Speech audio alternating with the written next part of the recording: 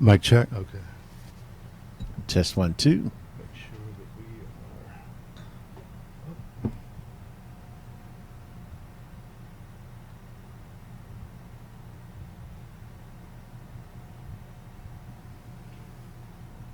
are. I always try to check both places just to make sure that we're up. Okay. Early on, it's like I thought I was live and I wasn't. Right. Okay.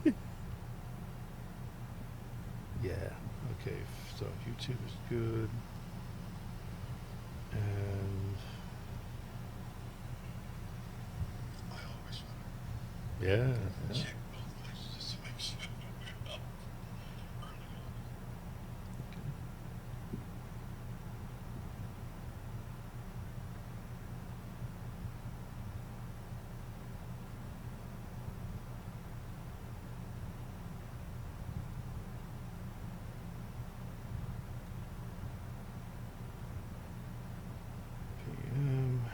Where's the when you what did you just bring of it? Was that the Facebook site? Yeah. Okay. All right. Yeah. Perfect. I ain't got to worry about it. So.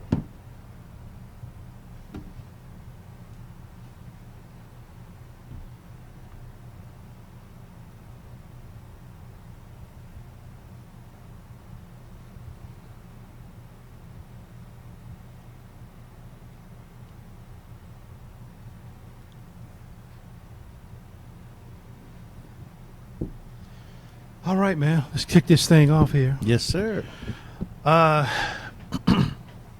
3, 2, and 1. Hey, folks, this is Square Media Network, and this show is The Project with Steve Rutherford. And on tonight's show,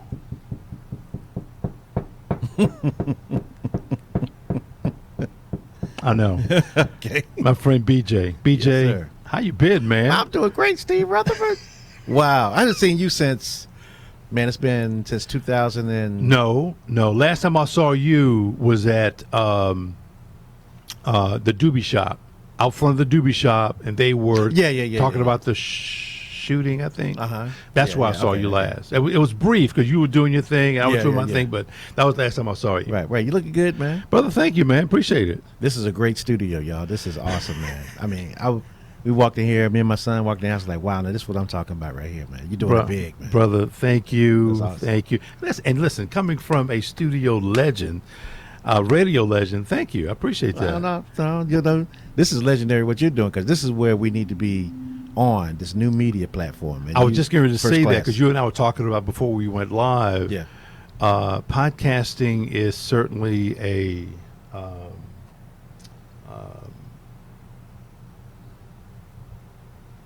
there you go, a new way of broadcasting. Yes.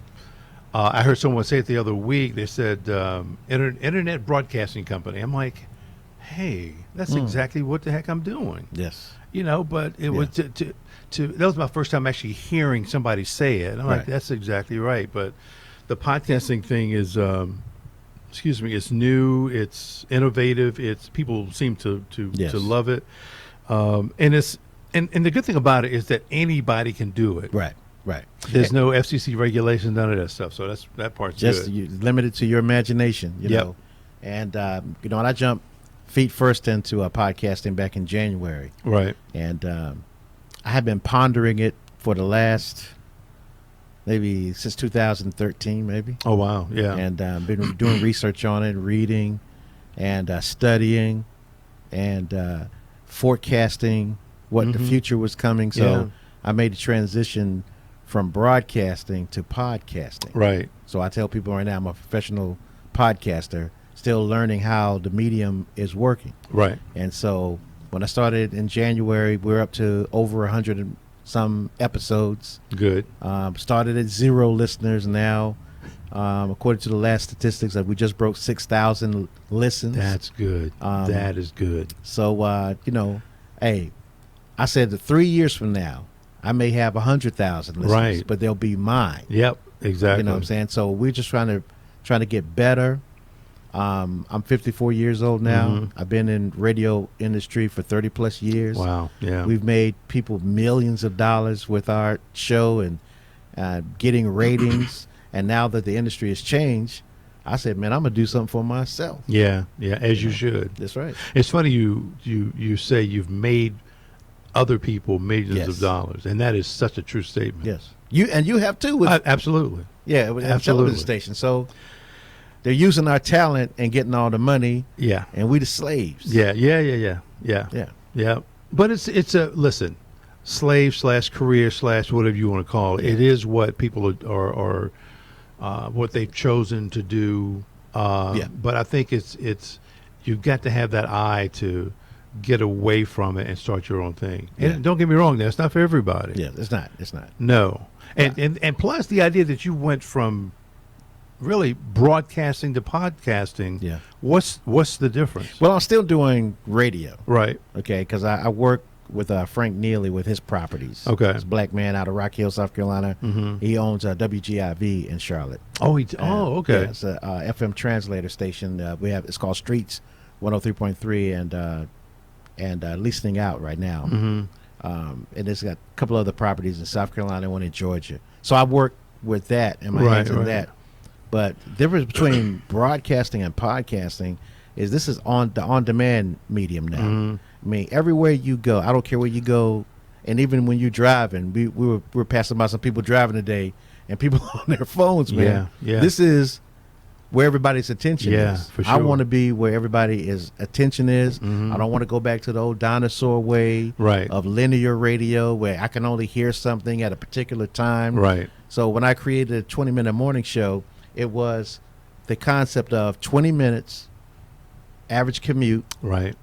You know, whatever you're doing, just get in and get out. You can listen to it any time of the day. Yep. If you got good content and you put it out consistently, you become a habit with people. Yep. So I said by the time the dashboards in the newer vehicles become standard where I got Apple Play, I got Spotify, there you I got all the iTunes, whatever. Sure. Mm-hmm. And when somebody gets in their car, and like, I don't listen to the radio now. Right. So when I get in the car, right, I punch in my favorite 20-minute morning show or whatever, and that's what I'm listening to going to work. Yeah. So what's the difference between a radio show that's live and a radio show that is on demand that every morning I know at 6 o'clock this show is going to be available and a bling come on your phone. Yeah. It's 20-minute morning shows. Right. You click it on. Yeah.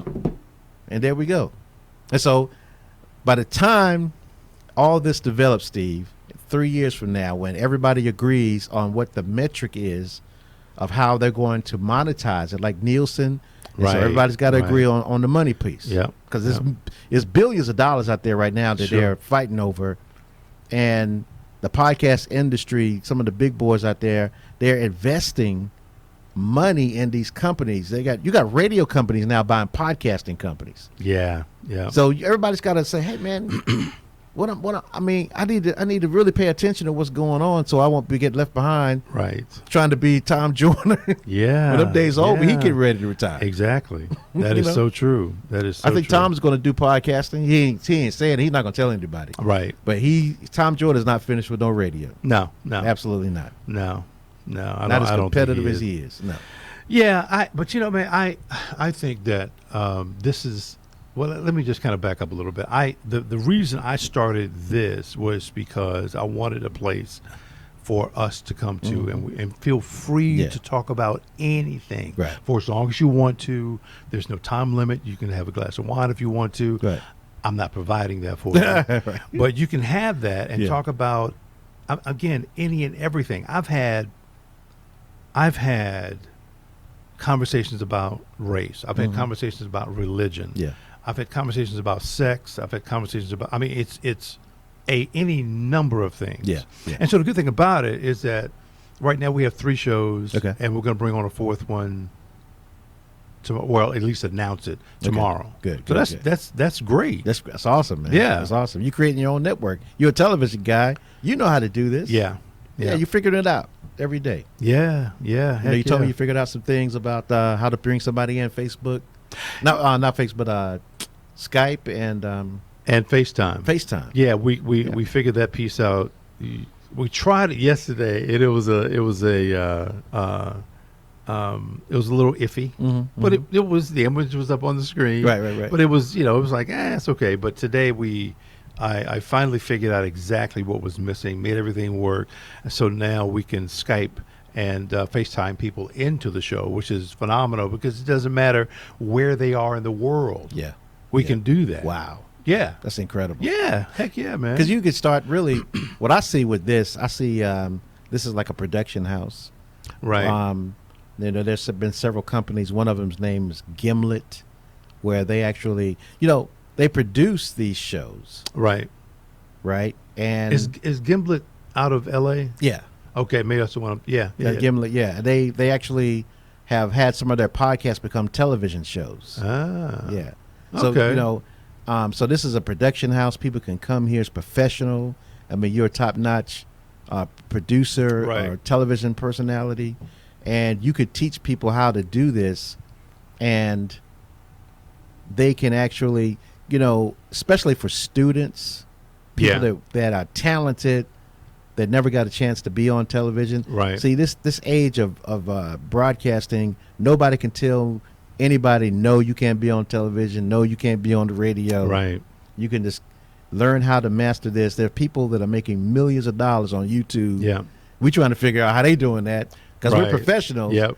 But some cat with a phone just woke up one morning 6 years ago, and he's been doing it consistently. Yeah. Figured it out, and that's all we got to do. Right. Stay in it long enough to figure it out. Exactly. Exactly. Let's back it up a little bit. A couple decades or so. Okay. And a lot of people know, but some people may not know, but you were had the top rated radio show in Charlotte, and that was the Breakfast Brothers morning show. Right. How long of a run was that? About 9 years, 95 to 2004. Wow. Yeah, and I left 2004, went to Dallas. That's right. Then we went to Chicago for a minute, and then came back to North Carolina. Let me ask you this. Yes.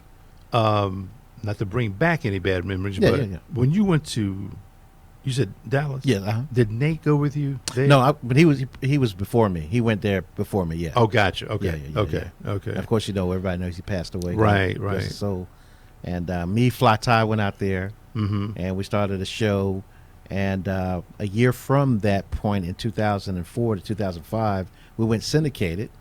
In 2005, we were with a company called Super Radio, and our show was poised to be the 25 to 44 version of what Tom Joyner was doing. We were on 5 stations, about to get Milwaukee. Right. And then the Steve Harvey Show pops up and just wipes out all of our syndication aspirations. The station that I was on, they took our show off and put Steve on. Wow. Because Steve was a brand. See, the syndication game is about brands. Sure. So even though I'm a known personality around the country, but I'm coming into a city where it takes a little time to break through. We actually beat Tom Joyner because we were on similar signals. Okay. The station I was on and the station Tom was on were inferior FM signals. So it was like it was like he was on a big station, I was on a small one. So we beat him toe to toe with content. Wow. It took us about a year. Right. And so they put Steve on. Now this is the sad part. This is the story that I want to tell people about. Right. A lot of people don't know this. So they took my show off, and I was syndicated on a station. They took me off, brought me in the office on the day of our 2-year anniversary of being in Dallas, and said it's over with. Whoa. We had a concert that night with Jill Scott and some other group. So I'm like, wow, these son of a... Yeah. Oh, yeah. And so I asked them, I said, so what about the morning crew? I said, oh, they're going to be all right. They're going to be all right. So, so here I am trying to figure out what was going on. So they called me and said, hey, look, we're not going to pay you out of your contract. We want you to, work the van. I'm like, work the van? Like promo? Yeah, like I'm going to come to the station in the morning, get the keys to the station van, and go out and give out prizes during the Steve Harvey show. Now we had our show had our show had replaced Cheryl Underwood's show, right? Okay, yeah. And Cheryl, they paid this, but see, it's my fault for not having the ironclad contract, trusting people. Right. My former boss, who was the program director with me when I started out doing mornings back in Greensboro, he was in Dallas. So my man was What's there. his name? Sam Weaver. No, I don't. Okay, I don't know Sam. Okay. And so I'm going up there. Everything's good. Sam got my back. But I made this costly mistake that cost me a career move, because if they would have just paid me my money, I could have kind of moved on. Right. So I ended up going to Chicago, working for Elroy Smith, who's one of the giants in programming. And I was working at V103 in Chicago, which is the top #1 station in Chicago. And so I was there to do the midnight to 5 a.m. show. And the first time they asked me to do it, I'm like, man, I'm morning, man. I'm not going to do no midnight show. Right. So they called me back again. And I said, well, you know what? I love Chicago. I always wanted to work there. It was one of my bucket list cities. Right. So I went there, and it was like, the people told me, man, they said, like, you're like a long lost cousin on the radio. I was #1. I beat WGN overnight. Really? And yeah. I was my show was outperforming some of the shows on in the daytime, right? Right. And I ended up leaving Chicago because I got an opportunity to go to New York to audition for WBLS in New York. Oh, yeah. And I went up there for 2 days, and I told the assistant program director in Chicago that I was going, because I'm trying to get back on during the day, man. Right. Y'all understand that, right? And they called me and said, hey, man, look, we understand you on the radio in New York. I said, yeah, I told you I was going to be up there. Right. I said, man, we're going to have to discuss this when you come back. So I'm on the phone like that. I'm like, what? I said, okay, all right. Okay. So I got back. Then they told me I didn't have no more days off, and it's August. He said, you ran out of your vacation days, so you got to work from August all the way to the next cycle. Oh, jeez. So I hope I'm not taking up too much time. Brother, it's open. Because it's a really good ending of the story. Right. So I was sitting at my couch looking at the news before I went in at midnight. And this voice came up in my mind. It said, just go home. Just go home. Right. And so I'm just sitting there frozen, just looking, right? And so I went to the radio station, did my show, came back home, thought about it. That next night, I'm in the studio. I get these feelings started coming up. I go in the bathroom, just tears coming down my eyes, because I knew that was the last time I was going to talk to the people in Chicago. Next day, I wrote my resignation letter, slid it under the program director's door. By 10 o'clock that morning, they let me out of my contract. All right, so my family. Let me back up for a second. Yeah. In Radio 1, do they have non-compete clauses? Yes, you have non-compete. Yeah, okay. Yeah. And so when the voice said, go back home? Yes, let's go home. Go home. Yeah. What was home for you? That was in Chicago, or no, that was Goldsboro. That's what. Okay, I wanted to get there. Okay. Yeah, that was Goldsboro, North Carolina. Thank you for putting that in there. And they let me out of my contract. We're packing up to come back to North Carolina on Saturday. I get a call from my mother's best friend saying, where are you? Right. I said, I'm in Chicago. We're getting ready to come back to North Carolina. She said, well, hurry, because your mother said she has cancer. Wow. And she said she had ovarian cancer. So she was like really bloated. Yep. And so that's how I got back to North Carolina. Wow. Now, the voice told me to just go home. Yep. Then Saturday, I get this call, and I'm ready to go serve my mother until she passed away. I stayed there 2 years until my mother passed away. Yeah. I was out of radio. I was just like, I was in Goldsboro, back home, sleeping in the bed that I grew up in, right, with my wife and my son. Wow. Starting back in for 2 years. Yes, sir. So I'm back at zero. Then I got back, came back to Charlotte. Right. But a lot of people don't know that, man. I said, I listened to the God, man. I just listened to him, man. And every time those things happen, when that voice to come up and tell me something, I listen to it. And it may be crazy to a lot of other people, but it's not crazy to me. Even me sitting here talking to you, leaving corporate radio, I mean, that's a whole other story, man. I'm a bold Negro when it comes when it comes to trust in God like that. Right. You know. But you should. Yes. You should. Listen, like the story I was telling you when I was in the Bahamas. Yeah. You know, the one company just was not doing well at all, and I sat there on the beside this huge yacht. Yeah. And having my conversation with God, and I'm like, okay, I don't know what you want me to do, what I'm supposed to do, but you got to tell me something. Yeah. And like I said before, that's when it's almost like a floodgate of information started coming to me. But all of it was built around starting my own network. Yes. I'm like, and I just kept saying, oh, okay. So again, I sat on it for about a year and finally did it. But this is where we are right now. Wow. Yeah. And look at it, man. It's beautiful, man. Yeah. Thank you, I'm brother. so proud of you, man. This is what courage looks like. And faith in yourself and believing in yourself. You can't say you believe in God and not believe in yourself. Right. So you are a living testimony of the possibilities when you lose fear. Yeah. See, it is fear that keeps us trapped in these like mediocre situations, right? Yeah. And you know, with me, man, when you know all my parents are dead and my brother, right? Right. The people I grew up with in Goldsboro, we sit around at breakfast table and eat and laugh and have family reunions. They gone. Wow. You know what I'm saying? So when I'm with myself at night, my wife is asleep, my son's asleep, nobody sees me, and tears are coming down my eyes, and I thank God, said thank you, because it could have been me that was gone. I used to tell my mom that all the time before my brother and my father passed.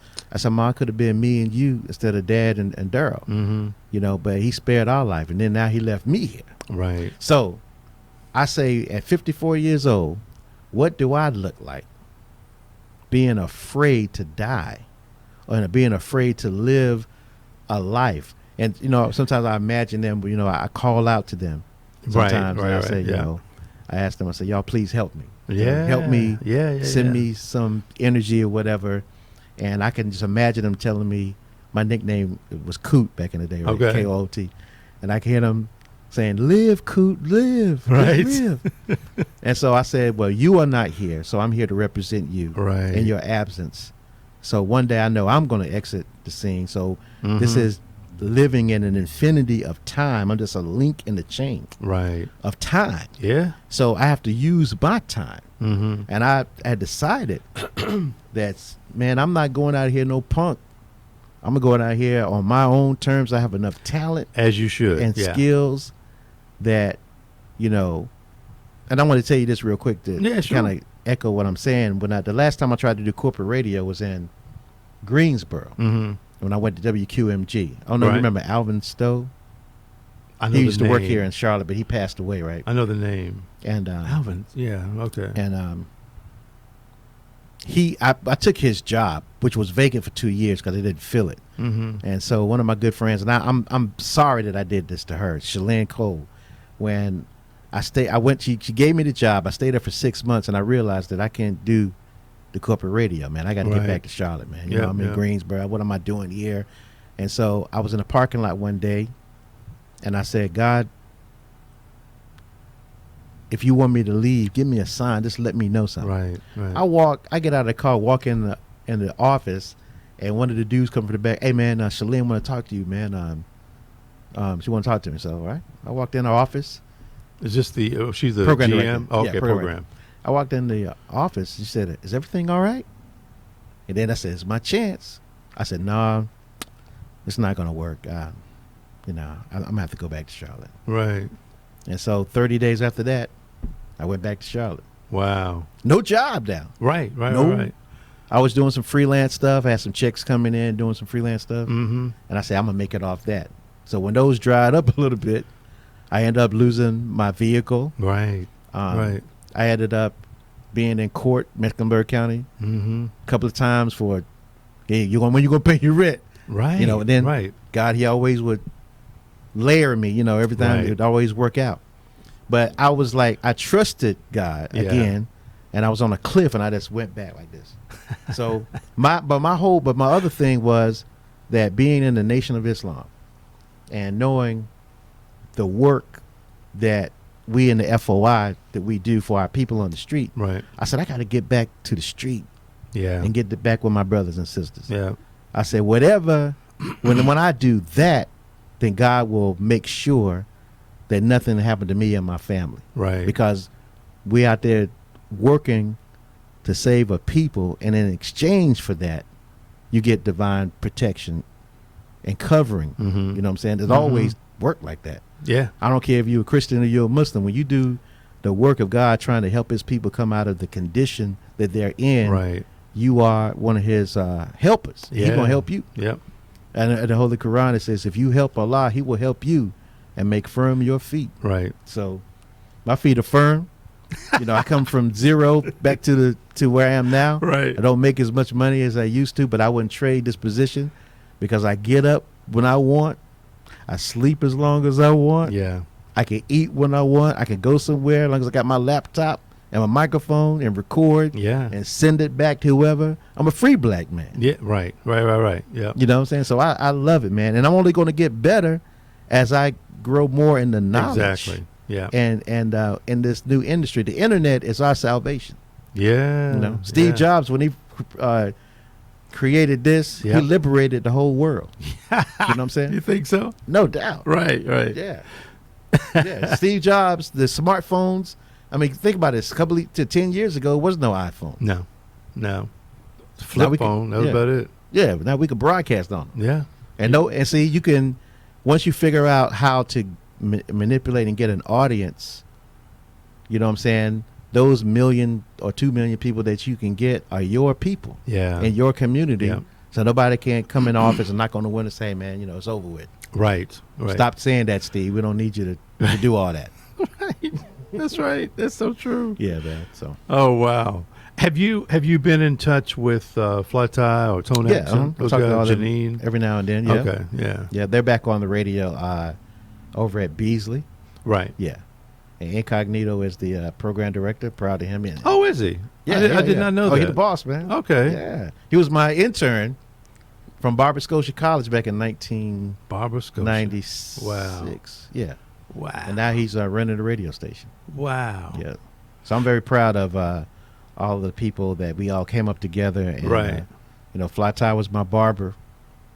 You know, Jacob's Barbershop on Sugar Creek. And now look at him now, you know what I'm saying? Wow. Tone X was, we worked together. He had been in and out of Charlotte, but I gave him a shot to be on the morning show. And, of course, Keith Richards, can't forget about my man Keith, who was the founding member of the Breakfast Brothers show. Then you had Lori Mack. Right. Very controversial, outspoken woman. Right. That, you know, talented. Yeah. Who else? Sheila Stewart, God bless her soul. Yeah. I mean, Sheila, I love Sheila. I miss Sheila so much, man. Yeah. When they rolled Sheila's casket out when she died about 3 years ago, and I said, wow, man, you know, we don't have no time to waste. No, we don't. I mean, that happened to like a close friend of yours that's in the same business. Yeah. And I know you have friends and I have friends. Every now and then I hear about some of my radio buddies having a stroke. Yeah. I'm saying, hey, man. That's true, man. I think the thing that you got to remember is that you people need to live. Yeah. And for some people, they think that life is wherever they are in that containment, and it really isn't. Yeah. It's listen, one of the best things that I ever did was join the Navy. And I was able to see the world, and I didn't just go to these places and just drink and do what sailors do. I wanted to know about the people. So I was I remember in Israel, I remember seeing a Bedouin family out in the desert, and I communicated as best I could, but it was just good to see them. And then I ran into this one guy. I thought he was maybe perhaps Ethiopian. And I just spoke to him, said, hey, how are you this morning? He said, brother, I'm fine. Yeah. I'm like, what did you just say? He said, yeah. Brother, said, I'm from Israel. What's that? Was it in Israel, right? Yeah, right. I was in Israel, and they were Hebrew Israelites. Yeah. And I'm like, what? Well, I mean, the black people over there, I mean, they've been hidden and put in the ghettos. But the original inhabitants of that part are people that look like us. Right. But you don't see them now. No. That's racism. That's another conversation. Oh my God, it sure is. It sure is. Yeah. So, but yeah, no, I'm glad I was able to get out and travel and see the world and see other people and other cultures and experience it. It helped me out tremendously, man. Yeah. So, but you know, it's. Let me try to bring it back to what I'm back here. Yeah. No, excuse me. Radio. Then you got into radio at what age? 1985, probably. No, 1983, really. When I graduated. Well, when I was in 10th grade, really. Right. Yeah, in 10th grade, I knew I was going to be in radio, and you know, I ended up going to Shaw University, and as soon as I got there, I wanted to be on a radio station. I worked at 3 stations at the same time. Ooh. When I was in college. I worked at WSHA, then I worked at WLLE, which is the AM daytimer in the afternoon. Then on the weekends, I worked at Foxy 107 in Durham, Raleigh-Durham. Yeah. And then when I graduated, I worked at 97.5 WQOK when they first signed on. Okay. On the air. Then from there, I went to Columbia, South Carolina. You went to the Big DM? Mm-hmm. Yeah, okay. Worked there, got fired from there. And then went to Power 97 in Greensboro. Right. 97.1. Yeah. And I did mornings. There's when I started doing mornings in 1990 with Jasmine James. And then I went to Baltimore. It was my big move then. I'm in a big city. Went there, got fired because I was dealing with some crazy characters who didn't. When I went there, and they're from Baltimore, and it was like, why'd they get you from North Carolina to come up here? So I knew I was writing on the wall. I wasn't mentally strong enough to deal with that. To deal with it, yeah. Then I went to Kansas City. Oh. Yeah, I was at KPRS in Kansas City for a year. Then I came to Charlotte in '95. Okay. And that's what my claim to fame was. And check this out. Andre Carson was my program director at the Big DM. I know that name, okay. He fired me in 88. Right. I ended up working for him in 95. He called me and said, hey, man, because you know what? He fired me. We went out to eat dinner, man, the same day. Really? Yeah. In Columbia, South Carolina. He fired me. We went out to eat dinner the same day. And I said, man, you know what? I had told myself before I got in radio, man, expect to be fired. I expect to be fired. Yeah, I expected to move from city to city to city and have those experiences, you know. Right. I left Charlotte because I said, it's time to go. I've been here for 9 years, and I wanted to go to a bigger city to work. Was that your longest stint, though? Longest time? Yeah, longest time I've ever worked anywhere was in Charlotte. Was 9 years that time. Yeah, man, I just want to move around the country. I still think I got one more move in me, but Charlotte is such a great base. It is. Yeah, I think it is. Yeah. Where I would leave, except for it was something that was just like magnificent, and that's it. Right. You know? Yeah. Wow. So radio now, how what's the difference? That sucks. There it is, ladies and gentlemen. It sucks. Bottom line is it sucks. Yeah, radio sucks. These days, it's like the training grounds for people, as I tell the students over at the Carolina School of Broadcasting, that I work with them 2 days a week, and I said, I'm not going to sit up here and lie to y'all. I said, what you need to be doing is learning how to communicate on these devices. Right. That's what you need to be. It's all right. You can work at a radio station. You probably be working part-time, or you may get a chance to move up and do some things, who knows. But I said, my attention is on this. I think that's where we need to live at. So radio now, outside of doing a morning show, right, I wouldn't mess with it. Wow. Yeah. And if I could do mornings in Charlotte again, I'd tear the city up. What I know now? Right. Please. What would you do different? Man, I learned, the best thing that ever happened to me when I went to Texas, man. And the white boys told me, said, look, you're pretty good in Charlotte. You're okay. You're doing all right. I'm like, what, man?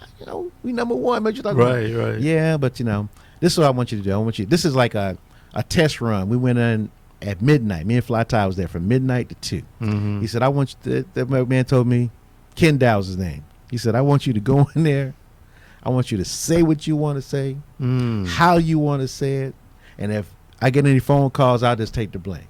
Man, do you know that was the funnest time I had on the radio? So he opened it up for you. Yeah. So he helped teach me about being how to express myself. Right. And what I had in me was still kind of, even though I had something, but when he told me that, it just unleashed. Mm-hmm. And then the more bolder I got, just as a person. Yep. You know what I'm saying? Come on, man. I mean, I was on the radio saying some stuff that's how we beat time. Okay. Because we were and I had Hope Flood, a comedian, on with me. Yeah, I know that name. Yeah, she's a comedian out of Los Angeles, and she was on the show. And man, our show was wild, man. That show, I mean, it got too personal. Right. That it made you cringe a little bit. Right. But it was a great show. I think if we would have been allowed to continue, we would have been one of the top syndicated shows. Wow. Oh, absolutely, hands down. So, but again, if you had a chance to do it here in Charlotte now, you said you'd rather do a morning show. Yeah, morning show. What would you? How would that show be? How would that show look? Man, sound? There's so many things that are going on in this city. Charlotte is a future major market. It's a top 20. It's like market number 23 now. Yeah. But it's poised to be a top 15 major market city. So, I'd be on that radio talking about everything that's going on in Charlotte, having the local people that are newsmakers on. Right. But we would just be talking no bullshit. We'd be talking about, like, one of my shows would be like, why are there so many black people in office, but black people don't have nowhere to live in Charlotte? Why is there an affordable housing crisis when the mayor is black, the police chief black, city council majority black, the county commission black, the sheriff is black, who else is black? The city manager black, the dude that run the train, right? He black. Yep. The people at the water department, everybody's black in leadership. Yep. So why are we suffering? Why are black people suffering? Because they're still following the same track. Yeah. So we don't have no topics like that going on that it really engage people. They'd be like, oh man, this is some. That would be great for radio. But that's not happening because that's the kind of same stuff that we talk about here. And that's why, look, see, this is more important than radio, what we're doing. Yeah. This is more important than driving to a radio station where somebody could tell you, y'all, you're doing too much. We don't need all that. We just need you. Look, they had me talking for 40 seconds, man. And I had to do the weather and a liner. Right. Yeah. And that's it. Or you do a contest, or you announce this is a new song coming up. 40 seconds. 40 seconds. So I had to learn how. So soon I was trying to say, okay, I could do that. I could use some personality in 40 seconds. So I started doing phone calls. Then they came in and said, well, we don't really need you to do that either. Wow. Just do basic, Wow. I was like, man, I'm out of this mug. Wow. I'd rather go home and practice. You know what I'm saying? Yeah. I just, it comes a time in everybody's life where you got to make a decision. You sure do. And if it's wrong, you got to live with it. Yeah, accept it. But if it's... And keep moving. Yeah, but if it's like something innately in you that says, this ain't right. I know I should be doing this. Right. I'm too talented to settle for that. Yeah. But this is unknown. It is, isn't it? What's going on now with me even being on your shows, because I had a podcast show. Right. And if I wouldn't have started it, I wouldn't be an interesting person for you to talk to. Yeah. So I'm looking at 3 years from down the road. I'm extremely patient, man. Well, here's something that's kind of funny too, man, is that I've had people ask me, because you've got your own podcast show, and there's maybe two other people came on the show that had their own podcast show. So the question to me was, why would you invite somebody on your show who's got a podcast show? I'm like, because who gives a shit? I don't care if they've got a podcast. Yeah, but that's your competition. No, it is not. Absolutely not. It is not. I'm like, what are you talking about? Yeah. So I never thought that way. Yeah. Even, listen, you could be making $1 million a year. I still want you on the show. Yeah. You may say, hey man, I'm making $1 million. I don't go to your little show. But yeah, right. but I will still invite you. Yeah. Because I want you on the show. So it's even now, as hot and new as podcasting is, people can still be a little standoffish is not it. They're caught in the old broadcast mentality is what it is. Okay, yeah. Like if you got a show on 105.3, you can't be on V101.9. It's, right. That kind of stuff. Yeah. Oh, no, don't come over here. Right. So right. I was never like that. That's an old way of doing it. Yeah. But Wow. I feel like, I mean, you know, so what? I mean, I feel like when I'm on the air, I'm being myself. Yep. You know, so I feel like I don't compete with anybody except for myself when I'm Sure. on. Yep. As long as I'm true to myself and I'm being, you know, just being myself. You know, I mean, I think that's the key to it all. People are very insecure. Most of the time, those people are like small market mentality people. I call. Right. You're not a big city DJ. You know what I'm saying? Thinking Yeah. like that. So you know, like, who cares? So, BJ, Yeah. what do you think about just the term pro-black? Nothing wrong with it. What is it? Pro-black means that you are pro your people. You are pro black independence. Mm-hmm. You know, I'd rather be pro-black than con-black. Right. You know what I'm saying? So, Yeah. I mean, it's natural for you to be with what you are. Right. There's nothing wrong. And it doesn't mean that you hate anybody else. Right. I mean, the right. Asian people, you don't see no Asian people around Charlotte. Not I mean, where really. do they hang out at? You They got got me. their own community. They Mhm. doing their thing. They pro-Asian. Right. You know what I'm saying? Right. They got that strip over there on Sugar Creek and North Tryon. They got businesses over there. Oh, wow. They're Yeah, self-sustaining you're right. Yeah. economically. Mm-hmm. You know, the pro-Hispanic brothers. Yep. You know what I'm saying? Pro-African Right. when they come here. Right. But we ashamed because, you know, we've been made ashamed to support one another or to love one another. Yeah. Yeah. Because you are a functioning white person in black skin. For the most part, black people are. Mm. Wow. Yeah. You know, look, you got my name, you know, Murphy, Rutherford. This is not your name. These are no African names. Right. You speak English, Yeah. which is not African language. Right. You know what I'm saying? Right. You drive around in the United States, Yeah. which is white country. Mm-hmm. You know what I'm saying? You know, what do you control? You don't own nothing. Right. You don't control anything. You do. We come in and turn the damn power off. It's over with. Oh yeah. And yeah, then we're done. won't turn it on until they get ready to turn it on and do power. That's about right. Yeah, so you don't own anything. So, do you think that pro-black and black excellence go hand in hand? Absolutely. Okay. I mean, because look, we were excellent before we came over to America as Yeah. slaves, right? We were doing just fine. Mm-hmm. And so we are the fathers and mothers of civilization. We the first people in the light of the sun. We Yeah. the original people of the planet. Mm-hmm. But see, because our people don't have the knowledge of self, you don't understand who you are. Right. And so you think that somebody that's been on the planet for 6,000 years is your master. Right? Yeah. Look at the story of Roots. That's the true story of what happened to us. They change your name, change your culture, change your religion, change Yeah. your God, change your history, Yeah. and then make you ashamed That's right. to be black. Yeah. Ashamed to be black. Ashamed of your hair. Ashamed of your lips. Ashamed of your skin color. Yeah. Yeah. All of that. I thank God for the Honorable Elijah Muhammad and the Honorable Minister Louis Farrakhan. Mhm. I wake up in the morning, or I see something happening on crazy, I say, thank God for Farrakhan. Because if I wouldn't have met that man, You actually met him? yes. Okay, wow. I've held him in my arms. Wow. In Chicago. Before I became a registered member of the nation, Mm-hmm. I went to he invited radio program directors and personalities to the Honorable Elijah Muhammad's home at, what's that? I used to know the exact name. In Chicago? In you Chicago, told me? Woodlawn Avenue at the home. Went in there, sat with him. Andre Carson and Wayne Brown. You remember Wayne Brown? Mm-hmm. Mm-hmm. We were there. Some other prominent program directors. And he was asking this is 1997. Wow. He's asking how can we change the lyrical content in the music Right. in 1997? Yeah. Now look where we are today. Yeah. And all those program directors told him no, and I was the only one there said, man, yeah, it could change, Minister. I said, we don't have to play the stuff that we playing. Right. This could change if people wanted it to change. Mm-hmm.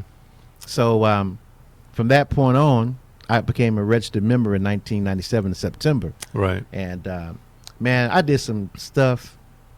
You know, when I became a Muslim, I became like just bold, man. Right. Right. I mean, you know, being a Muslim, man, it takes fear out of you. You saw Muhammad Ali. Mm-hmm. You saw Malcolm X. I mean, this is not no game. You know what I'm saying? Right, Once you right. know that there is no God but him, Mm-hmm. and we fear no one but Allah. Right. No, I mean nothing. Not a lion, a tiger, a dog, pit bull come in here. You just look at them like, sit down. Right. You know what I'm saying? Right. Oh yeah. So Islam takes fear out of you. And so I've always wanted to be like a fearless brother. Right. That faced death to prove to myself. Did Oh, absolutely. Islam did what you were doing give that to you? What you mean, like when you became you said a registered member? Yeah, Is that what you said? Uh-huh. Did that give it to you then, or when did you actually get that feeling? I got into the FOI, the training of the FOI. Okay. You know what I'm saying? The military training of the men that belong to Islam in North America. This is what the FOI is. So you see the brothers, you got different class of brothers. You got the E-team, and then you got the brothers that are the FOI in the different mosques around the country. And we have a military structure, it's a spiritual military. Right, yeah. So you have the captain, you have the minister captain, you got the secretary, and you got lieutenants, and I was a lieutenant. I was a second officer here in Charlotte. Protocol director, I did all that. Right. You know, leading men. I was even a captain before down in Greenville, North Carolina. So it gives you your manhood to me. And I think, you know, the person I am today, I wouldn't be like I am if I wouldn't have had that training. Right. I think not to make everybody a Muslim, but you should get some manhood training. Yeah. Because we hadn't been taught how to be men. Because we were taught in the FOI that we were responsible for everything. We're responsible for the women. Yeah. She ain't got to work. Yeah. You know what I'm saying? We're responsible for the women and the children to provide everything that they need. Right. And if she worked, that's her money. You know what I'm saying? So tell me this though. Somewhere along the way, maybe you were reading something in the Quran, maybe it was, but something gave you that aha moment, or that moment where you said, you're like, now I feel like a man. I feel like I'm fearless. I mean, what was it that gave you that? That's of course the time. Okay. Of praying for that. Right. Of challenging your fear. Like we would go in the neighborhoods, and we used to patrol some of the worst neighborhoods in Charlotte, and you know, you walk around the corner and you don't know if somebody got a gun. Right. But we out there, we come in the name of love to help our people. So I mean, we've been around brothers, you know, pull guns on us. We've been in situations with challenging the police, you know, all that face to face. The police on this side, we on this side. Somebody gonna die tonight. Until the Supreme Captain came and said, "All right, everybody go back, sit down. Everybody go back. I got this." And then you ought to see the police officer had the hands shaking. You know, they had fear in that. Sure. But we was ready to. Cause you talking about you was gonna come and y'all was gonna kill Farrakhan. Nah, not a good thing. Nah, that's not gonna happen tonight. Right. But see, I wasn't like that though. Before I understood that you're gonna die anyway. Right. So those who seek to save their life, you're gonna lose it, and those who give their life willingly for a good cause, you save your life. That's eternal life. You can't die. Right. But if you live your life like a coward. And see, this is what we're doing now. We're leaving the legacy of cowardice to our children, because you don't want to deal with the shit that's going on right now. Yeah. So you're going to leave. I'm not talking about you. I'm talking about us. No. I get it. So we'll leave that because we want that early retirement. We don't want nobody to mess with our pension because, you know, things kind of hairy right now. Yeah. So I ain't going to say too much. Right. I'm just going to kind of skate on through it, and, you know, the millennials will take care of it. Right. Yeah. Right. They're bold. And they're looking for guidance, and they're angry because they can't find nobody to look up to. Right. That's fearless and strong, that's fighting for them. Yeah. They have a better future that you may not benefit from, but they'll benefit from it. Yeah. So that's the kind of people black people that we need in Charlotte. Sure. Yeah. Wow. So let me say a couple of names. Yes. Sandra Bland. Eric Garner. Yeah. I thought I'll just go with those two. We've got a problem. Yeah.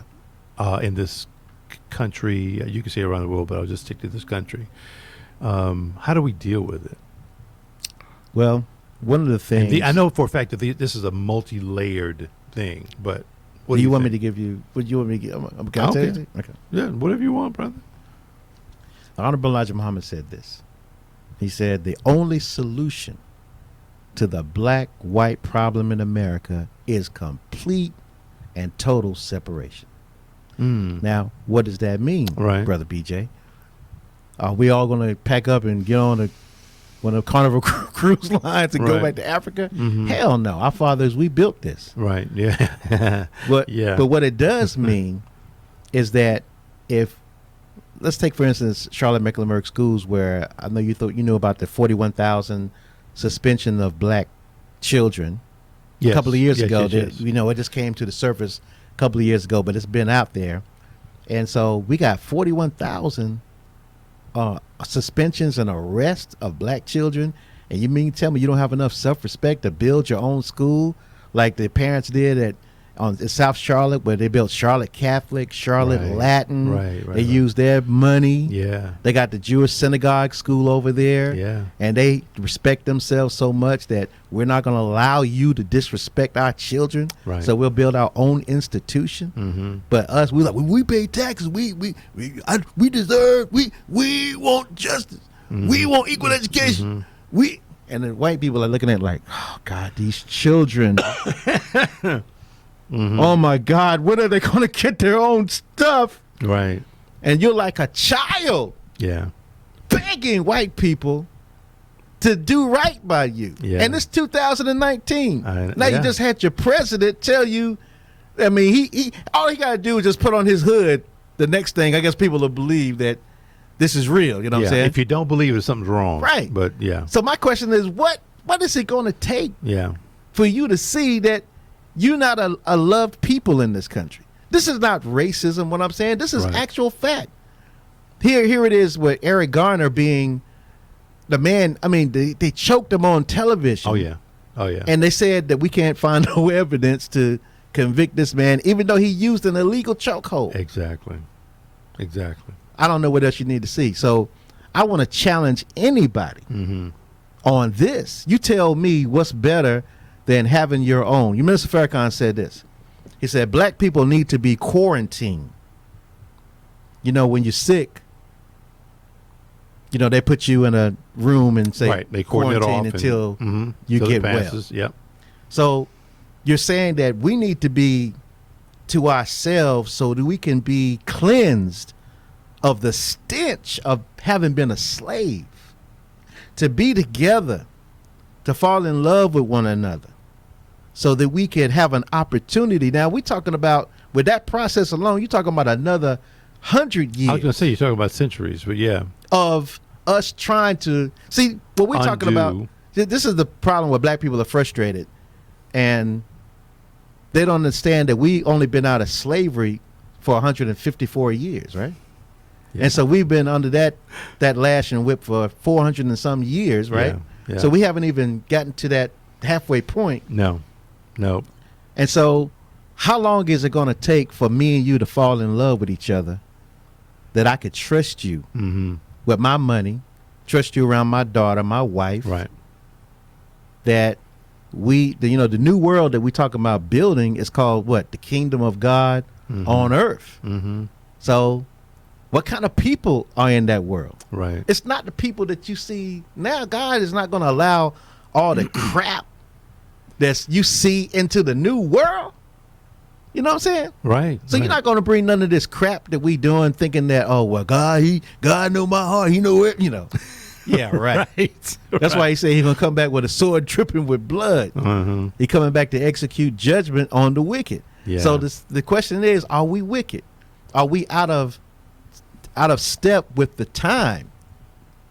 Because it's only a short time. You've seen the earthquakes. Right. You know, God is real. Yeah. And God uses the forces of nature to take a whole civilization out. He's done it all throughout history. So we think because we're living in a modern time that was back then, but yet we had a 7.3 earthquake. Yeah. We got all these tornadoes. We got the floods. We got all this stuff that happened in the Bible, happened in our time, but because we got the Carolina Panthers and I drive a Lexus and I can go to the NBA All-Star game, that just like it was in a modern context, we're good. With them, it's the same thing. Wow. You know what I'm saying? So that's what I look at. Yeah. And so the watchman on the wall, that's Farrakhan. Mm-hmm. Warning, admonishing, teaching, but he's a voice in the wilderness, and everybody is going to pay for their willful, what do you call it? What's the word I'm looking for? Your unwillingness Mm-hmm. to listen to good guidance. There's a price to pay for that. Yeah. Just like this with your mother and your father when they tell you don't do that. Go with that boy. Don't go. Yeah. There's a price you got to pay. That's true. Yeah. So That is true. I mean, that's where I am, man. Hey, look, that's where I am, brother. I mean, I could care less what somebody think about me. Right. And in the hour that we living in, with all our people getting shot down on the street, Right. you know what I'm saying? And we're not engaging our young men because we're scared of them, because we think we're gonna get shot. Because if you try to correct the young brother, you say, nigga, what? So tell me something. Yes. Nation of Islam. What does FOI stand for? Fruit of Islam. Fruit? Yeah, the fruit of Islam. Okay. I never knew that. Okay. Wow. And now you know, because Yes. I know you didn't know either. Yeah. Are you still active? Absolutely. Yes, sir. Okay. And I'm also part of the Peacekeepers organization too. What We is have that? we're Brother Norman. He started the Peacekeepers organization where we go out on the street and we have our orange shirts on. I am present for peace. I should have wore that. Oh, this is still part of the nation. You talking? Well, yes, yeah. Well, Brother in the Nation started it. Yeah. Right. But it's not per se a religious not. I organization. get what you're saying. Yeah. Okay. To engage the community, but yeah, the FOI and the Peacekeepers, we same people. Right. But we just gotta down the same road. Let me ask you this, and this is kind of back to what you were talking about. And I said it's going to take centuries for us to kind of get to the point where get to the place that we need to be, that you were talking about. Mm-hmm. And it is in many, many ways a kind of a cleansing. Yes. So that we can truly understand who we are, so forth and so on. I had a brother on the show, Eli Davis is his name, and he's big or getting bigger into epigenetics. Have you ever heard of epigenetics? No, sir. Never. Oh, Wow. Yeah, I saw that. I got to look at that show. Wow. it blew me away. Wow. As to why, because the question was, why are we the way that we are? And it's because of Yes. our DNA being Yes. tagged. Yes. And not so much ingrained, but tagged. There are certain things on our That's DNA that's been there for 400 I years. believe it. And I'm like, Yes. you got to be kidding. He said, no, man, it's there. It's been proven. Yes.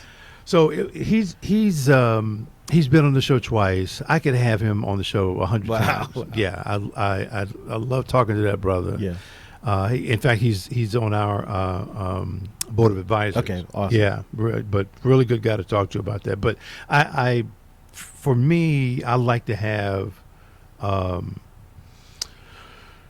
kind of hard evidence sometimes. And when he said that, it kind of blew me away. I'm like, wow, this is why we are the way that we are. Don't get me wrong. A lot of people are not going to believe it. A lot of us are not going to believe it. It's whatever. Because why are the women stronger than the men? Well, good question. Because they put fear in us. Yeah, they did. So when you see the mother as witnessing people being lynched from back hundreds of years, right, and they always want to protect their son, so you've been conditioned, right, and the DNA. So that's so true. The fear in her go down into the child. Yeah, and it's real. Wow. How do you get rid of that fear, though? Well, that's what I'm saying. It's gonna take centuries. Yeah. Centuries. Right. I think it's gonna take centuries of us being in a place where we need to be. Yeah, because it takes a superior teaching to undo an inferior teaching. Oh, no question. Right, and that's where I think where people missed it when you saw the fearlessness. Going back to what you're talking about, the nation, you saw why are think about this, the most fearless black men that people always talk about. Mention Malcolm X, right? Right. They mention Muhammad Ali. And if they're brave enough, they'll say Farrakhan, because everybody had the Farrakhan litmus test. Right. They put you through that. Right. So But where did they get that from? They got it from a little small black man from Georgia, Elijah Muhammad, who they tried to vilify and put him so far down in the mud with all the scandal and the things that they try to put on him. So you would never get acquainted with the power that made them into the giants that they were. Doesn't that make sense? Yeah, it does. Yeah. So why would America want everybody walking around, black men being Malcolm X? Why would America want a bunch of Farrakhan's and Muhammad Ali's who went against the government and won as a dissenter for the draft? Where did he get that from? How can he be so bold like that? Yeah, because he knew God.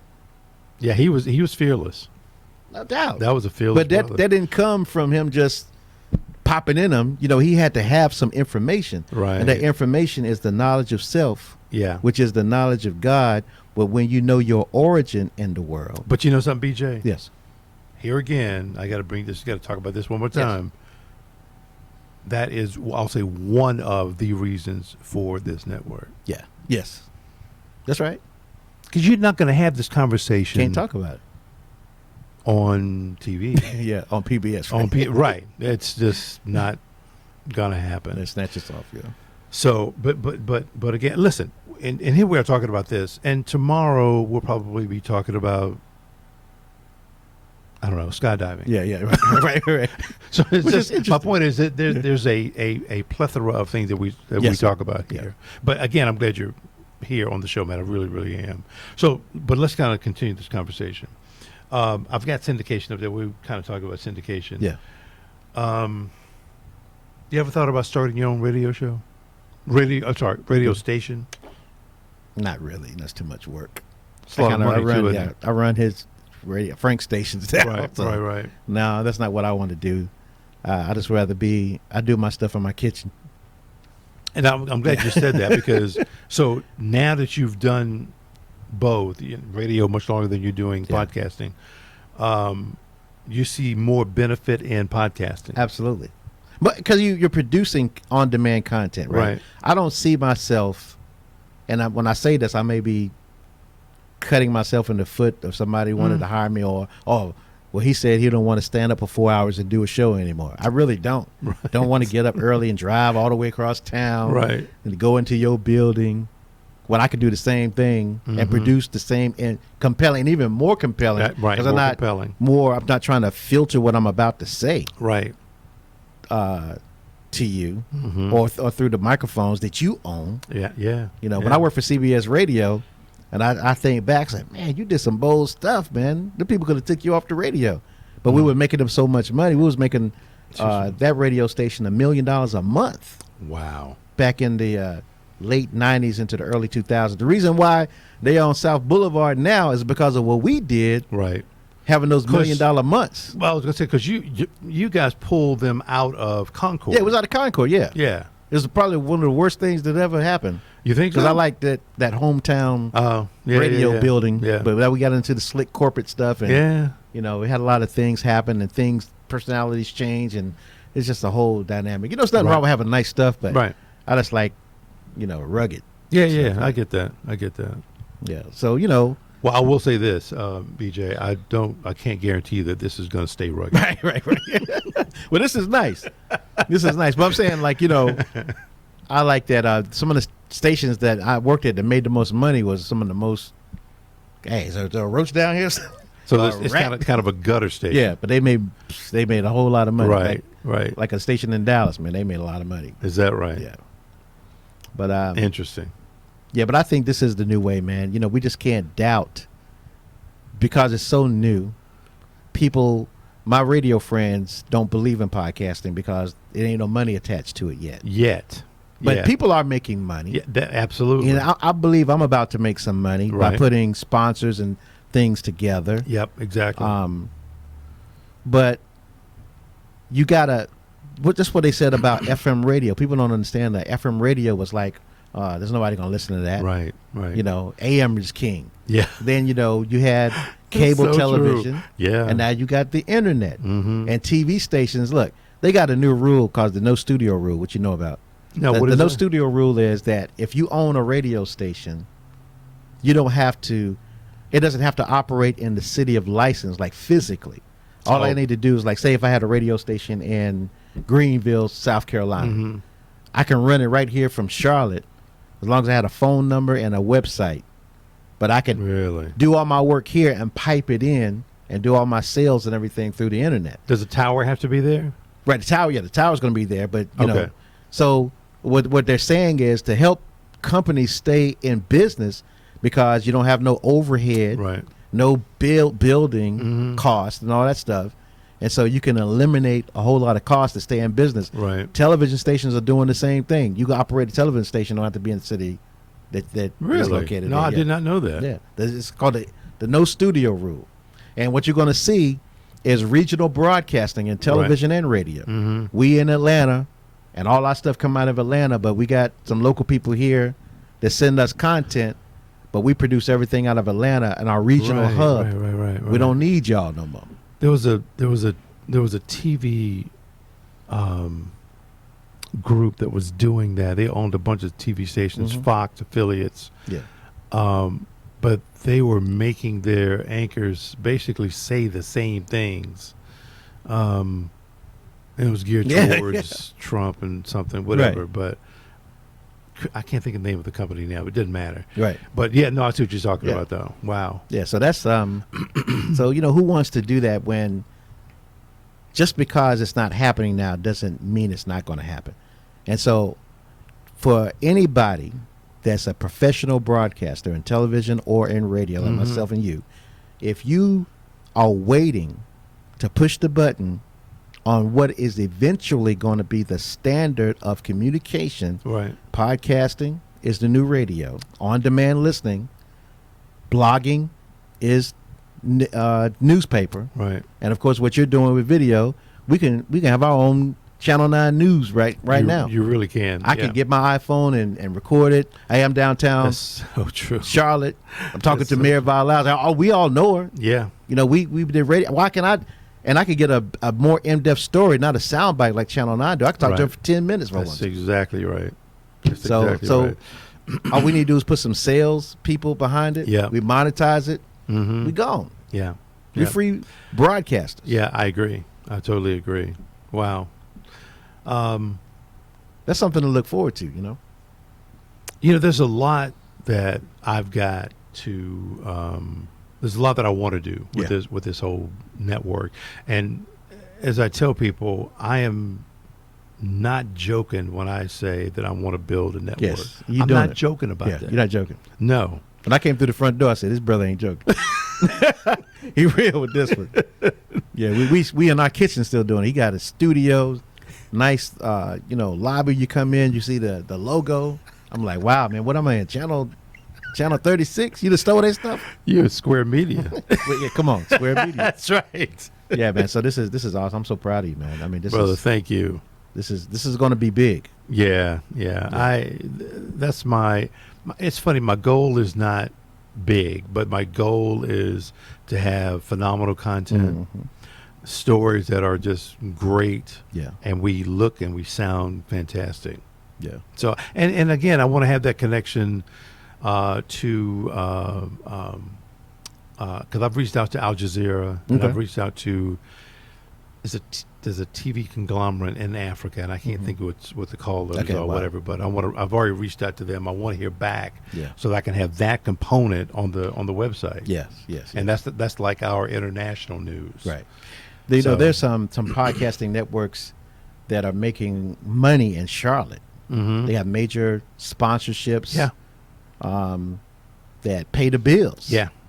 And, you know, when you build this network, you got like 30, 40 shows, and you guys are doing like 50, 60,000 hits, and you can go to any car dealership or and they want to be in front of all these eyeballs. At that point, they're coming to you. Come on, man. You know, they really are. But are you, the thing about it with this new media thing, like we were talking before we came on the air, if there's 706,000 podcasts that have been produced since their recent research, and then they said that there are only 18,000 out of the 706,000 that are actually in production. Then you got to say, well, how many of them produce monthly content Right. or weekly Yeah, content. yeah. So the number's probably smaller. How current is it? Yeah. Yeah. So it's a plenty of room out there. Yeah. It's just this is a business not for lazy people. No. Yeah, and the thing about it is, if you don't start it and learn how to do it, then you're not even in the game. Right. So you're waiting around. So, well, I can't do nothing for free. Okay. Well, you don't want to work for yourself then. Right. That's one of the first questions people ask me when they talk about podcasting. They want to know almost immediately, how do you make money from it? Yeah. That's the wrong question. I'm like, dude, I'm gonna be honest with you. It may take me 3 years before I make money off of this thing. Like, really? I'm like, yeah. You just can't pop off and start making money. If most businesses don't become profitable except for the first 5 years, right? Right. Yeah, that's about right. Yeah. So, I mean, I started from scratch, from zero in January. Mm-hmm. That I don't know if I said it on the podcast, that we just went over 6,000 people have listened to Mm-hmm. it. Yeah. So, I mean, that took a lot of work. Yeah. I produce a show every day. Yep. 5 days a week, and sometimes on the weekend, and sometimes I might get a little weary. Yeah. But yeah. I may do 3 shows during the week, and then I pick it up, go back to the 5 days. Right. But I know, I told myself, I bought a book, man, called The War of Art by Stephen Pressfield. The War of Art. No, The Art of War. No, that's called The War of Art. Oh, is it really? Yeah, The War of Art by Stephen Pressfield. Because I have The Art of War next. Yeah. Okay. Yeah, The War of Art. He talks about going from an amateur to a professional. An amateur is a person that does it every now and then, Right, when yeah. they feel like On it. the side. Professional, this is what we do. Yeah. 3 o'clock in the morning. I was getting up at 3 o'clock in the morning producing these podcasts. Yeah. And putting them out. So they'd be out at 6. Yep. And so I said, I have to turn into a professional. I did it when I was getting paid, Right. but I have to do it now. And the reason why we are getting some traction and people are noticing what we're doing Mm-hmm. is because of that. Exactly. So that's what it takes. It does. It takes a lot. It does, man. BJ, we are at the end of the show, bro. Okay. Had fun, man. But we're at the part where I ask you a number of questions. Okay. So here's the first question. If you were home on a rainy Sunday afternoon, whatever day, what movie would you watch? Probably The Matrix. Yeah. The first one. Yeah, dude. Yeah. Free your mind. You know, there's a lot of truth to that. Yeah. I think it The is. science in that movie, man. Yeah. You just get so many great quotes, man. And, I went to that movie when it first came out. And in 99, I think it was. Yeah. I think you're right. Something like that. Yeah. Damn, 99.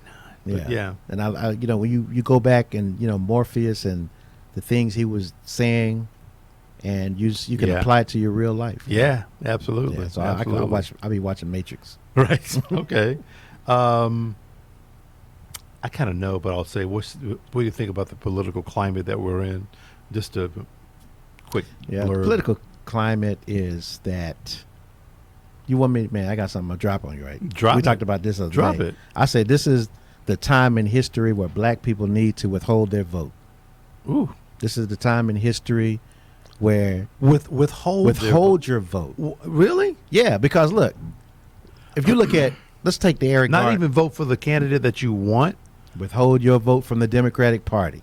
Wow. Because you take black people for granted. Mm-hmm. We at the bottom of the barrel, Mm-hmm. but we're the number one supporters of the Democratic Party. Oh, for sure. So if you look at Eric Garner Right.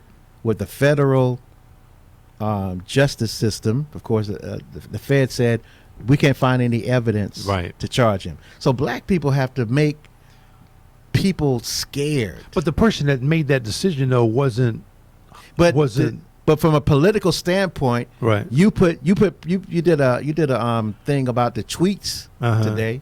You gotta make people. You gotta scare the shit out of people to make them earn your vote. We've been voting since 1965, and black people's wealth is $6. White people's wealth is $105.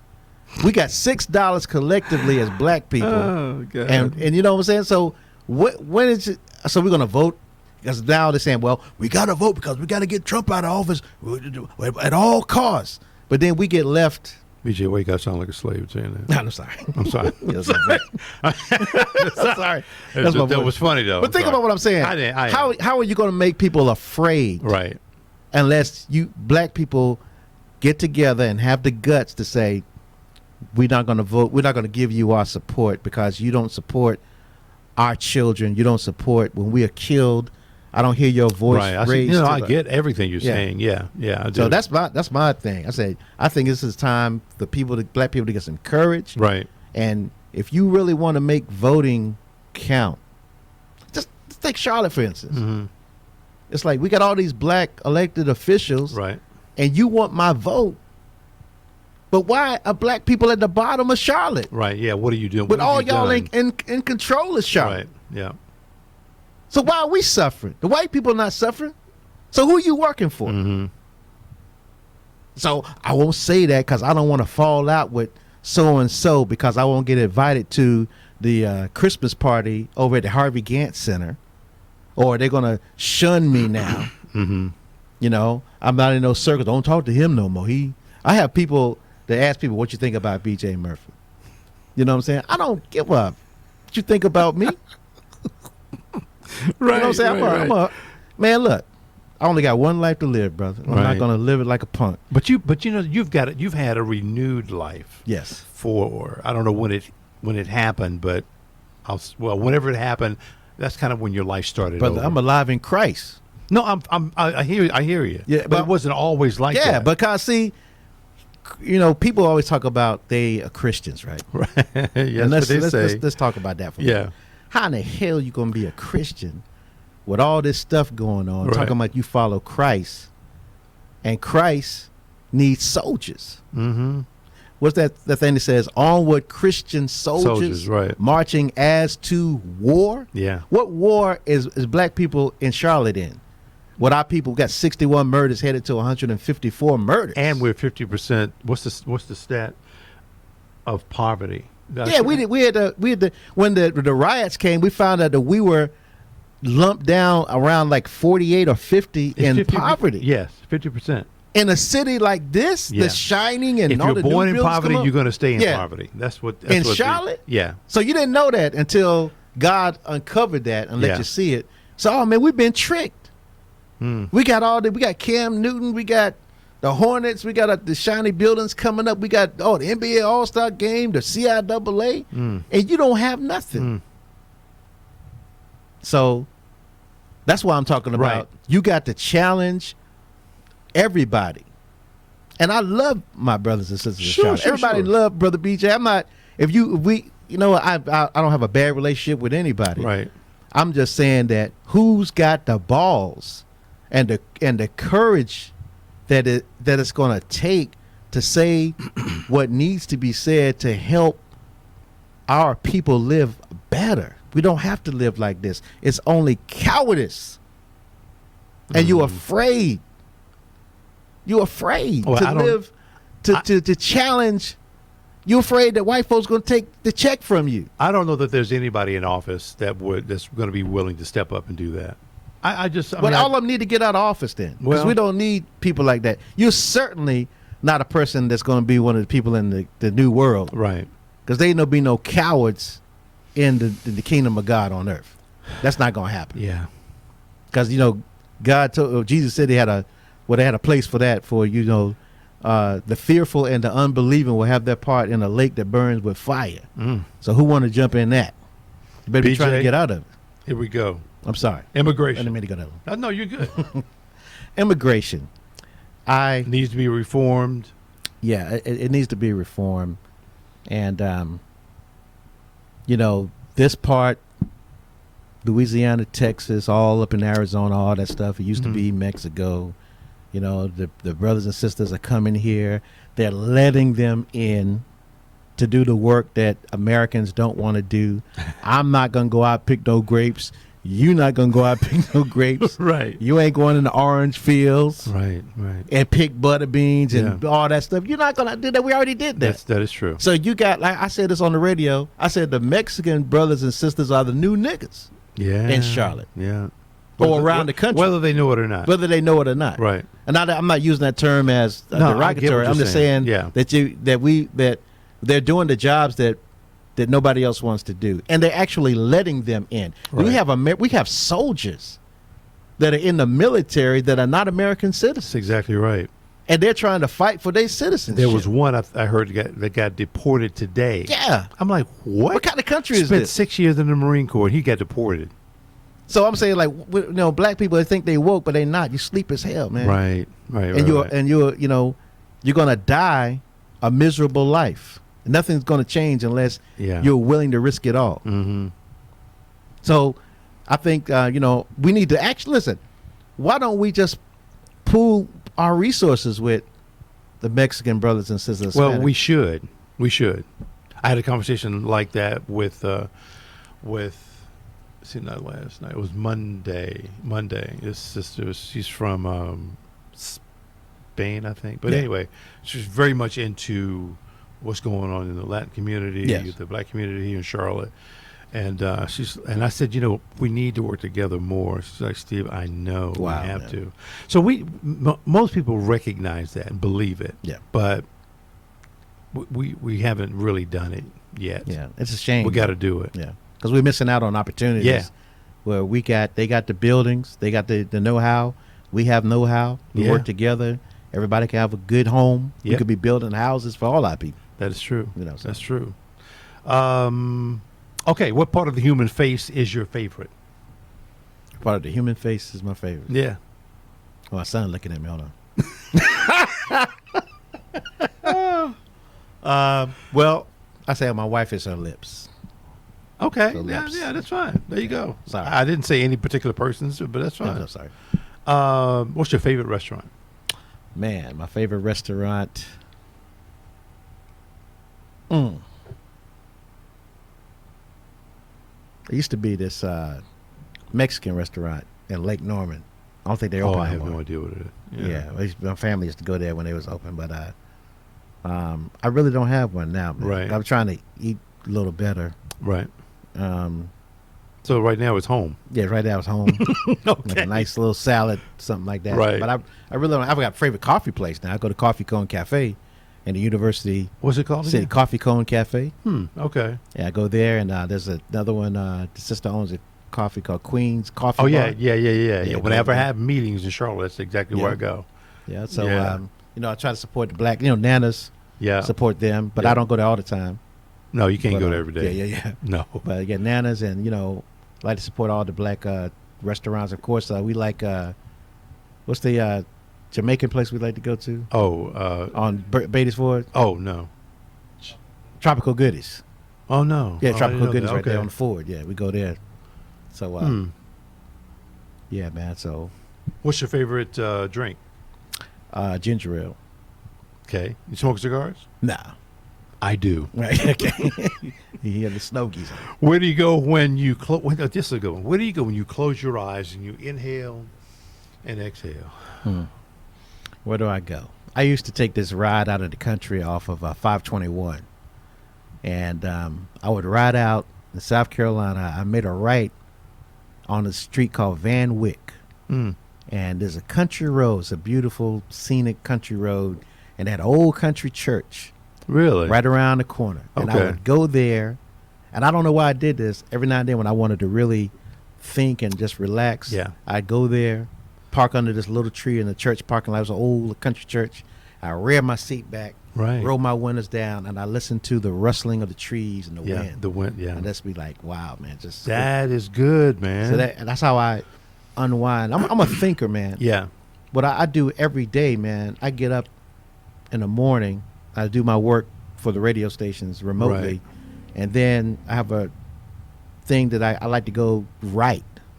So I got my notepad with my white paper, and I go to Coffee Cone, or I go to Queens, or I go to our office on Beatty's Ford, and I just write. Okay. And I just like to think out on paper. Yeah. I keep journals and diaries and stuff. I got like 57 or 8 journals. Oh, wow. That I've been writing since I was in college. And I get my thoughts on paper, and then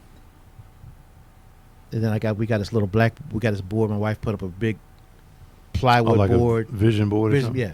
Well, it's like a school racer, dry eraser gotcha. board, and just write out plans and just keep writing out formulas and stuff. Yeah. I take a picture of it, erase it, and just keep it in my good mind. And you know, I'm a dreamer. I'm a visionary.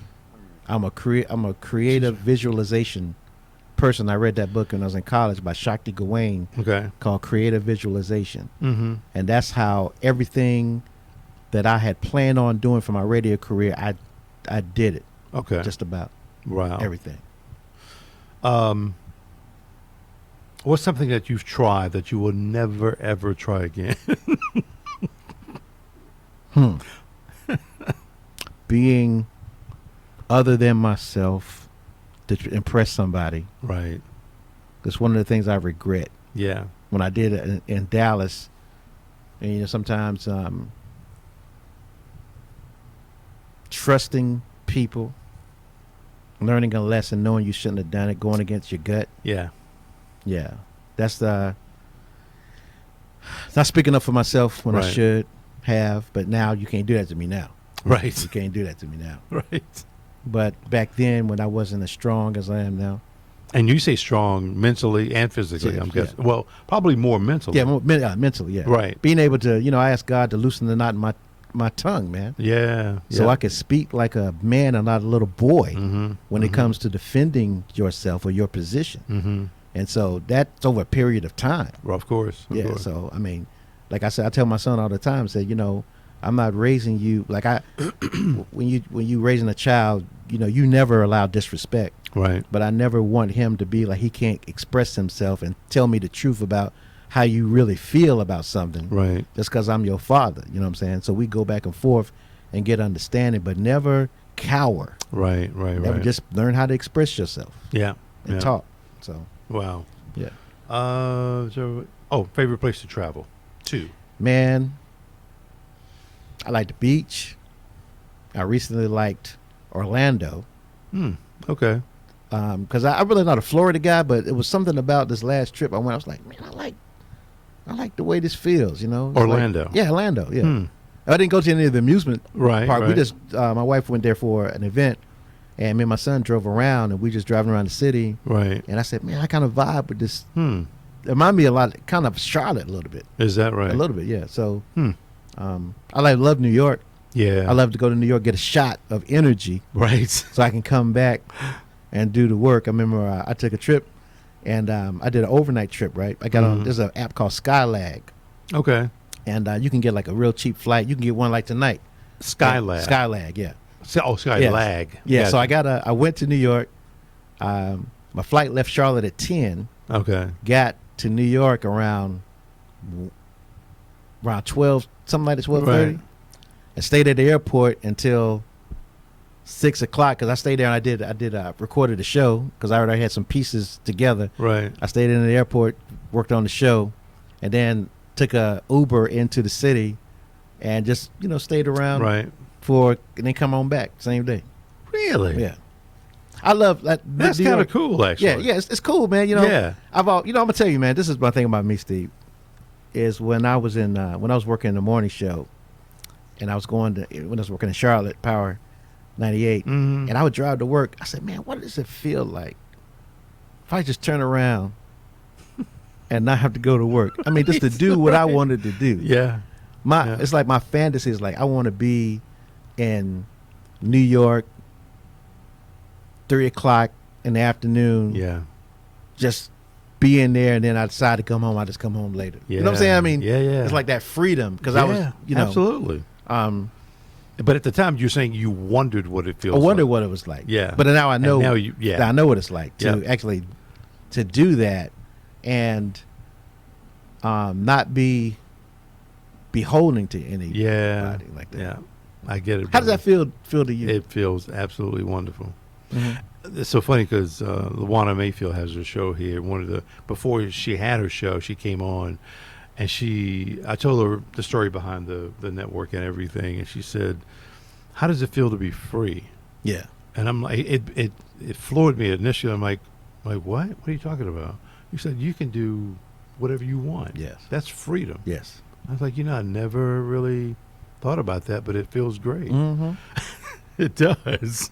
You probably could have done it a long time ago, Yeah, probably so. But you had been out of television, that regimen of reporting every day, because it's been about 10 years, just about. I've owned the other business for 16 years already. Wow, yeah. I knew it was a long time. Yeah, because you broke away you were one of the early people around here to break camp. Yeah. And do your own thing. You got tired of.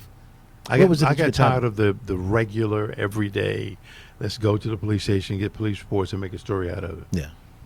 I'm like, there's got to be more. Yeah. So, and I think honestly, I was just more of a kind of a free spirit kind of a person. Yeah. But there was also a purpose. Yeah. That I had to fulfill. Didn't know it then, didn't know what it was, but I really beginning to feel like this is it. Wow. But I had to go through some stuff before now. Yeah. Yeah. So, wow. Yeah. Here's the last one for you, Okay. BJ, and this is a good one. Who or what is God? I'm God. Oh, You God. woo. Go ahead. Honorable Elijah Muhammad said, every time you look at the black man, you looking at God. How could Wow. I be anything other than what he is? Wow. If he's the originator and I come from him, Yeah. then that means he my daddy. Right? Mhm. So that means I look like him. Look at my son. He looked like me. I Right. couldn't get out of a child support case. No, I'm sorry. Good. They locked me up. And so, the mystery of the reality of God. Yeah. God is man, always has been, always will be. If man don't do it, Right. it won't get done. There's Yeah. not a cloud that comes and, That's right. thou shalt do, Right. It's a Yeah. human being. That's exactly right. And that's why they call him the supreme being. Right. And anybody that thinks that God don't have an arm, leg, head, eyes, tongue, Right. and feet, and he created a material world that he cannot enjoy because he's some cloud or something, come on, man. Did I change? I think you did. something. Yeah. So that's the thing about about the power, and that's what I was telling you earlier, that if you don't believe that you can't do an impossible things. Mm-hmm. I think David the psalmist said, "Ye are all gods, children of the Most High God." Right. That's in our scriptures. Yeah. But we don't believe it. No, man, no, we can't do that. Look, I think it was a 472 trillion chance to one that you would actually become a human being. And so we had to the sperm emitted from our father, and you got millions. Yeah. They say sometimes billions, depends on who it is. Yeah. That's racing to the egg, and only That's right. one get to fertilize it, right? Just one. And it's me. Normally, but yeah. Yeah, it's me, Mm-hmm. and it's you. And so you are God. Mm-hmm. You are, that's why nobody can be disrespected. No white person can be disrespected. No Chinese, black, Right. no human being Mm-hmm. can be disrespected because of the majesty of birth. How we come on the planet, we should all be bowing down. Oh, man, you got here. Right. You that? Oh, Right. man, who are you? Yeah. What God put in you? Yeah. You know, so all of us have something to give. That would be a another. wonderful way to look at each other. Brother. That's not that. So that's what the knowledge itself, though. Mhm. And so when people in the nation, people think that we don't like white people. I mean, that's the farthest from the truth. I mean, Right. that's so cheap Yeah. to say that you don't. I mean, because of your color, Yeah. color don't do nothing. Color doesn't make people good or bad. It's like Right. people have good hair, bad hair. It's Right, not your right. color. It is your mentality that's housed in you. That is true. That's true. You know what I'm saying? But, Jesus said it like this. He said, if any man, he said any black man, he said any white man, any Chinese man, he said if any man right. would be my disciple, you got to first deny yourself, pick up your cross, and come follow me. That means that we have a obligation to walk in the steps of the Jesus in our bits, so that we can have access to the God. Right. Yep. That's it. Anything outside of that, you play it. You know what I'm saying? But we all have to have understanding, man. Yeah. So when I came into this teaching, man, I come out of the church, Right. And when I came into the teachings of the Honorable Elijah Muhammad, that I understood more, and I actually enjoyed going to church. I went to church more after I became a Muslim. Right. And I could be. Right, I have some pastors that we have beautiful relationships. Yeah. I was running a gospel radio station. Ah, okay. You know what I'm saying? Right. Come on, man. So this Yeah. is like, people are like spooky minded, man. Yeah, you're right. We spooky and kooky, and we think we got religion, but yet if you got so much damn religion, then why is the neighborhood? And I'm gonna end with this point. Mm-hmm. We was talking about Beatties Ford Road, Right. which is the pipeline of the black community, but it's it's the worst crime-ridden area in Charlotte. Right. You got the big church down here, University Park. That's right. Okay. They used to have a University Park down on the other end, but they rent that out. Yeah. Then you got Friendship. Then on the other side street, they got another. Well, it used to be the old Friendship.